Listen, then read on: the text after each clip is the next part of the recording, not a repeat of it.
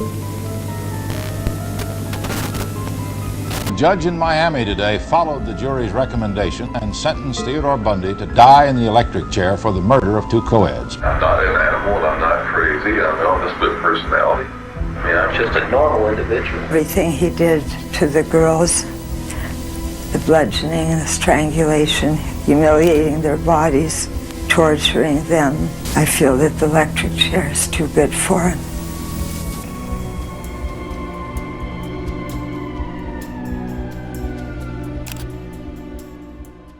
July 14th, 1974. It's a little after 4 in the afternoon at Lake Sammamish State Park in Washington. The beach is packed. Families are grilling. Kids are sprinting around with the kind of unlimited energy that disappears forever sometime after age 12. Boats drift across the water. Radios play in the distance. It's the kind of summer day people remember fondly for decades. And somewhere in that crowd is Ted Bundy. The unsettling thing isn't that he's there. The unsettling thing is that no one notices him. Not because he's hiding, not because he's dressed suspiciously, not because he's lurking around like the final boss in a crime documentary. No one notices him because he looks completely normal. Actually, scratch that. He looks better than normal. He's handsome, well-spoken, educated, polite. The kind of guy who looks like he should be helping organize a charity fundraiser or campaigning for local office. If you met him for 30 seconds, you'd probably assume he had his life together, which, as it turns out, was one of the greatest misconceptions in American criminal history. When most people think about dangerous individuals, they imagine someone who looks dangerous. Hollywood has trained us to expect villains to announce themselves. We expect warning signs. We expect creepy behavior. We expect dramatic music to start playing the second they enter a room. Real life rarely works that way. Ted Bundy's greatest weapon wasn't physical strength. It wasn't intelligence. It wasn't some mythical criminal genius that later documentaries exaggerated into legend. It was trust. More specifically, it was his ability to earn that trust. That's why I've always thought The Friendly Killer is the perfect title for his story. Not because Ted Bundy was actually friendly, he definitely wasn't, but because friendliness, or at least the appearance of it, became one of the most effective disguises he ever wore. Bundy spent years building an image that made people comfortable. He attended college. He worked political campaigns. He volunteered in his community. He maintained relationships. On paper, he looked like a young man headed towards a successful future. Friends described him as intelligent. Co-workers described him as ambitious. Many women described him as charming. No one described him as the person he actually was. And honestly, why would they? Most of us don't spend our days assuming the worst about people. We trust confidence. We trust charisma. We trust attractive people more than we'd like to ever admit.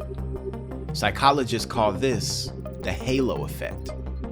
Basically, if somebody has one positive quality, we subconsciously assume they have a bunch of other positive qualities as well. Good looking, must be trustworthy. Educated, must be responsible. Polite, must be a good person. Human beings do this constantly.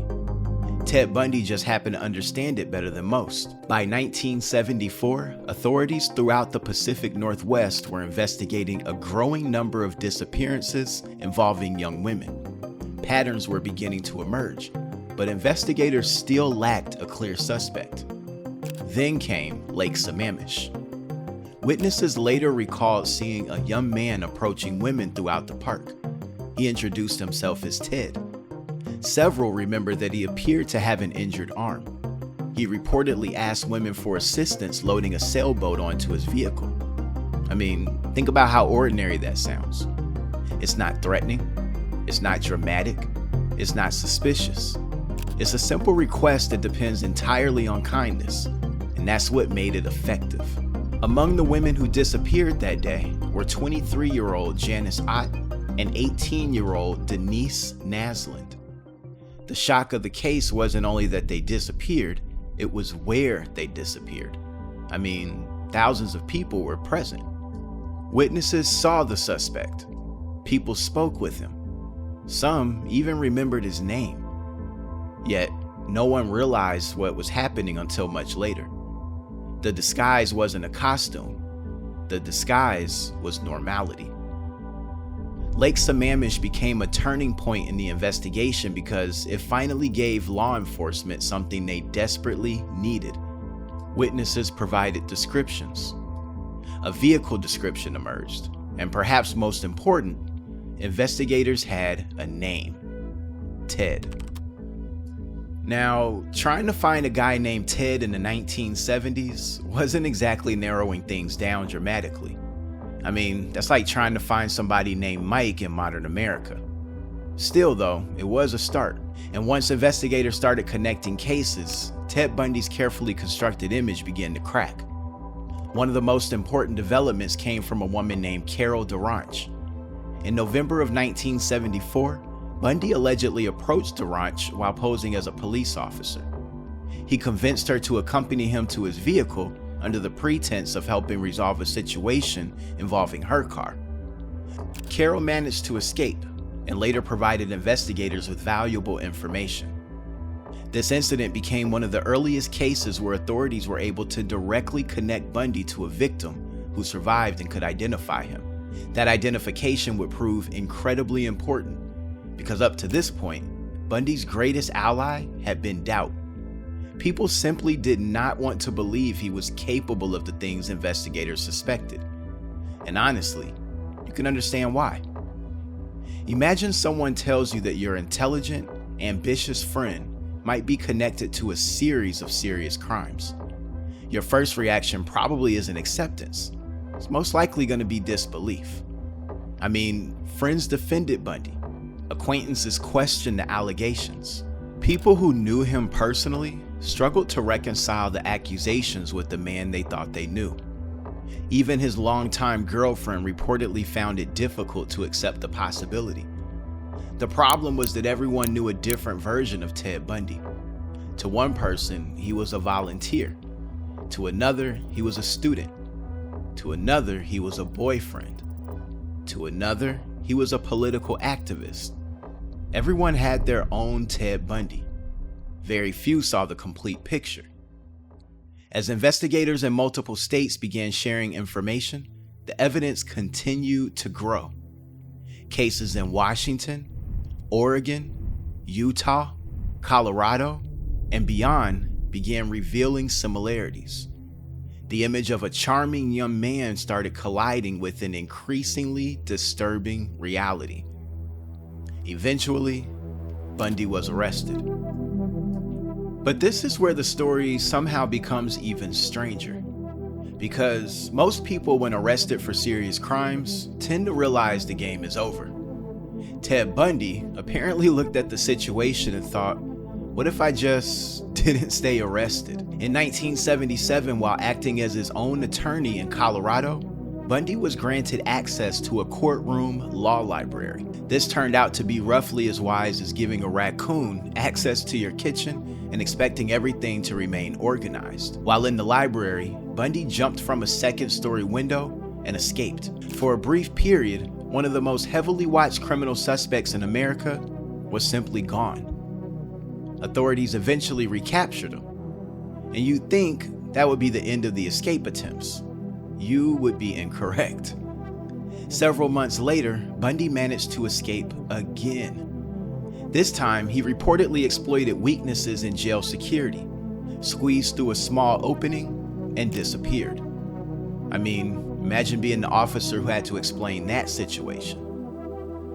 Bundy's second escape proved far more consequential. Bundy traveled across the country and eventually arrived in the state of Florida. Unfortunately, his time there would be associated with additional crimes that further solidified his place among the most infamous criminals in American history. By the late 1970s, the image of Ted Bundy as a promising young man had largely collapsed. Yet, something fascinating continued to happen. People remained captivated by him. Media coverage exploded. Courtrooms filled with spectators. Newspapers followed every development. Some observers seemed almost as interested in Bundy's personality as they were in the crimes themselves. It's one of the strangest aspects of the entire case. The same qualities that helped him earn trust before his arrest continued attracting attention afterward. People talked about his appearance, his confidence, his intelligence, his courtroom behavior. Sometimes it felt as though the public was studying a celebrity rather than a criminal defendant. And that phenomenon says as much about society as it does about Ted Bundy. We're drawn to confidence. We're fascinated by charisma. We're attracted to people who appear exceptional, even when the evidence tells us we should be paying attention to something else. Over time, Bundy has become one of the most studied criminal figures in American history. Books were written, documentaries were produced. Endless debates emerged regarding his motivations, psychology, and behavior. Yet I think many people miss the most important lesson entirely. The lesson isn't that Ted Bundy was uniquely charming. The lesson isn't that he was some criminal mastermind. The lesson is that appearances can be incredibly misleading. Bundy's story forces us to confront something uncomfortable about ourselves. We want danger to look dangerous. We want evil to announce itself. We want bad people to be easy to identify. I mean, that would make life much simpler.